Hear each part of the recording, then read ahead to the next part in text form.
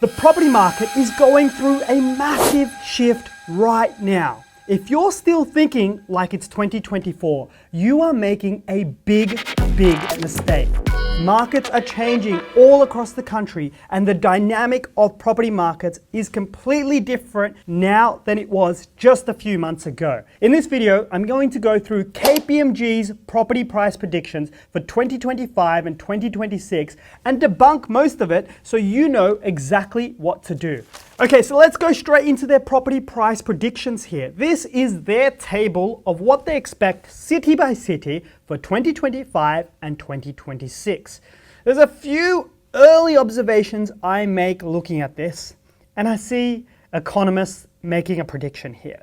It's so obvious because you know what economists love to do? They love to just straight line things. They don't like to, make bold predictions there. They're a bit afraid of doing it, and they probably have their hands tied behind their backs a little bit. They can't go out there saying that Darwin's going to rise double digits while Sydney's going to move backwards. So everything's clumped together, and they're saying that all markets are going to be pretty much within a very small bandwidth.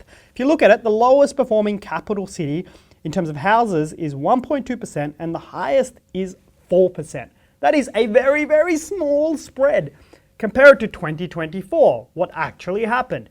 Some markets went up 20% plus and some markets went negative. The spread wasn't 2 or 3% in these predictions, it was 20% plus, 10 times the size.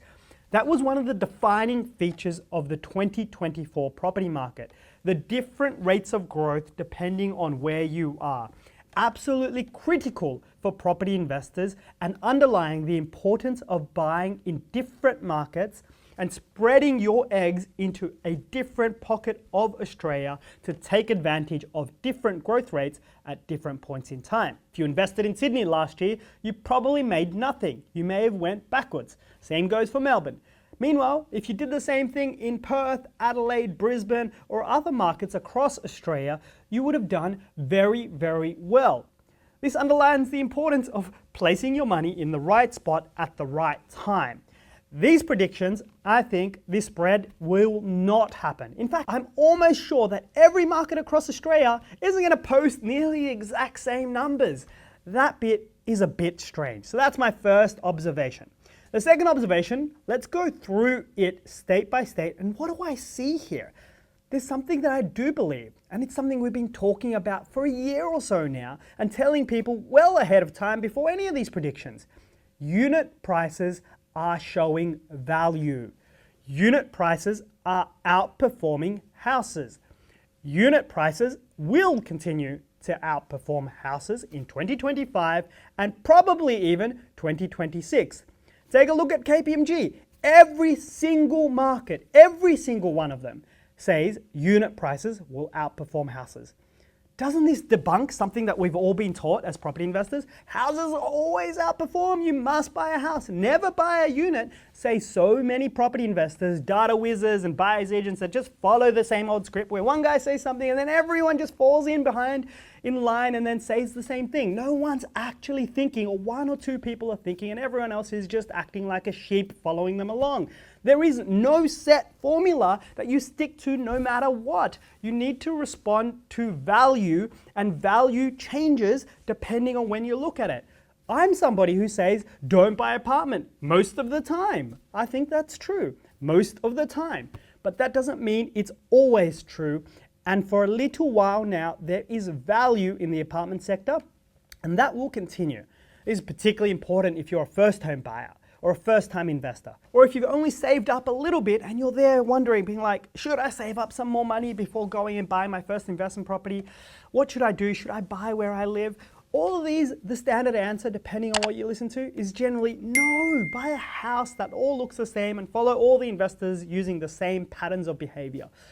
But right now, the apartment opportunity is still well and truly alive, and if you buy an apartment, you're probably going to outperform anyone who's bought a house this year and maybe next year too. So that small window of opportunity is there, particularly useful if you are taking steps up, climbing a ladder, Property investing is often like that. It is sometimes like climbing a ladder to get to where you want to get to. It doesn't start with that beautiful dream house in, the fancy suburb with a white picket fence and 1,000 square meters with all the kids running around. It doesn't start there, man. It takes a long time to get there, and most people don't even get there, and they change their dreams through the process. That's such an old school dream anyway nowadays.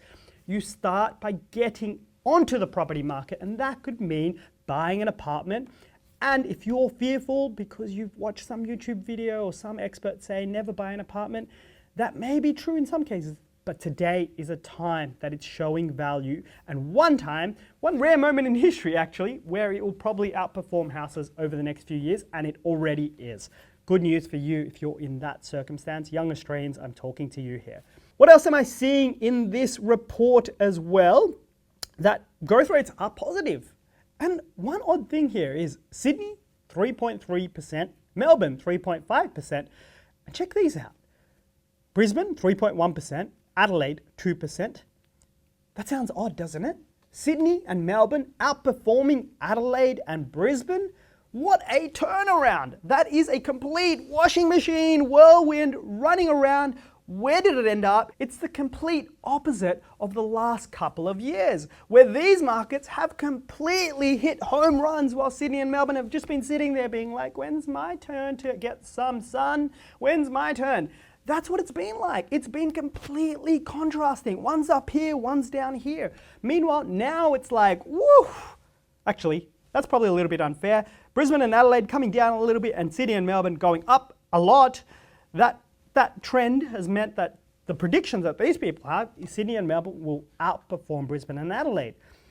This is all about interest rates. There's only one reason why they're saying this. This is the main reason. Interest rate cuts are coming. They're almost here, and by the time I release this video, there may have already been an interest rate cut because I'm recording just days before the next RBA rate announcement. And you know what interest rate cuts do? They happen every single time in these major capitals. They boost confidence, they boost momentum, and you're going to see all those people on the sidelines a little bit afraid in Sydney and Melbourne thinking, oh man, do I really want $1 million mortgage? I don't want that. But then you cut the interest rate once, even though it's ridiculously high at the moment, it boosts confidence, it brings people back, and it drives the major capital markets in Australia. So you can start seeing that. And that's why they're predicting the big turnaround in the property capital cities and growth rates there, with Sydney and Melbourne going up and Brisbane and Adelaide coming down. Brisbane and Adelaide, they're not going to benefit that much from these interest rate cuts, not as much as Sydney and Melbourne, and they're not as prone to interest rate changes as Sydney and Melbourne. Maybe Brisbane is in that boat, but Adelaide certainly isn't. So that's another little trend that I see there, and balanced growth rates here. There's one more overarching feature I see here. And this one, I hope they're not watching, because in my last predictions video, the author did comment on it and said, hey, good analysis of my own analysis. So I'm sorry if you're watching, whoever the authors of this report are. But here's the truth. I think just about everything they're saying is wrong. All of it, it's wrong. I can rip this up and just be like, put it in the bin, because most of it's just so off. Let's go through what I actually think and put some bold calls in there, which are far more reflective of reality than this nonsense that they put together. This sort of stuff I can put on ChatGPT, and it's going to just be like, be an economist for me and show me some predictions. It'll spit out some sort of nonsense like this.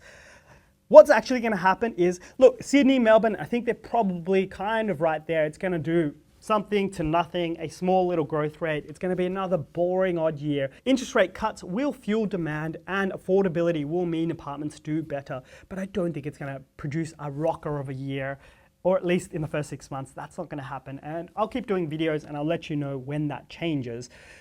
Brisbane, I do think, is going to have a big drop off in its growth rate. So I think they're not that far off in these cities. But the main things that I see is that spread between capitals is off. I don't think Canberra is going to be the second highest performing capital. I'm not sure on Perth being the highest performer anymore. I think that mantle is going to be taken away from them as well. And I think they're completely wrong about Darwin. I've said it many times before on a whole range of videos, but right now, Darwin is the second fastest growing capital in Australia. By next month, it will be number 1. The reason why is because all the investors that I just talked about, they're all flocking there. They're all there at the moment and they haven't been there for 10 years. So everyone in Darwin's like, whoa, what's going on? Who are all these people?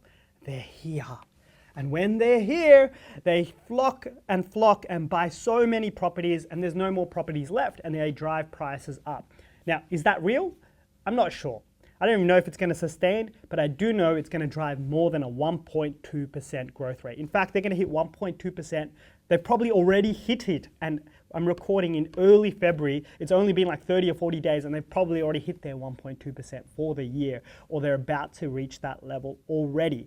So I think they're a little bit off there too. One more final comment I've got about this report is the difference between 2025 and 2026. What KPMG are saying here, and this I think they're right on, is we are at an inflection point in the housing cycle. The housing cycle is kind of on the downward trajectory right now. It's dominated by the major capitals. So nationally, house prices have stopped rising and have been coming down a little bit in its growth cycle. So growth rates have been coming down. It looks like a chart like this. And here's the zero line. We're kind of at the zero line at the moment. I think January posted a 0% growth rate. But what KPMG is saying is we are at that inflection point.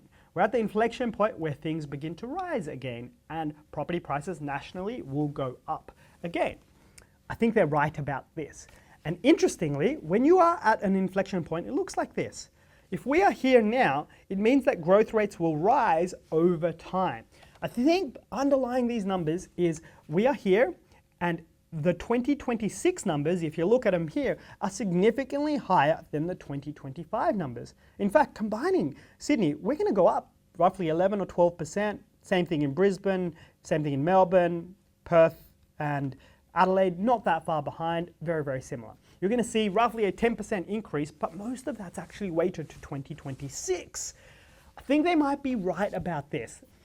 I'm not so sure on the timings. I don't know that much about that. And sometimes things start moving a little bit quicker in property markets than the data itself. So I do think we are at an inflection point. That is one of the main takeaways from this video. We are in a washing machine moment at the moment and simply buying where everyone else is buying and where all the buyer's agents have been buying and probably still are in Perth and Adelaide, in Brisbane, in Townsville, etc. All of these markets, that may be the news of 2024. A better strategy for 2025 is to realize markets are changing. It's time to change with it. If you found this video more entertaining than these garbage predictions, do me a favor, hit that subscribe button, and follow me on my journey to produce content like this that I'm releasing every few days for you all.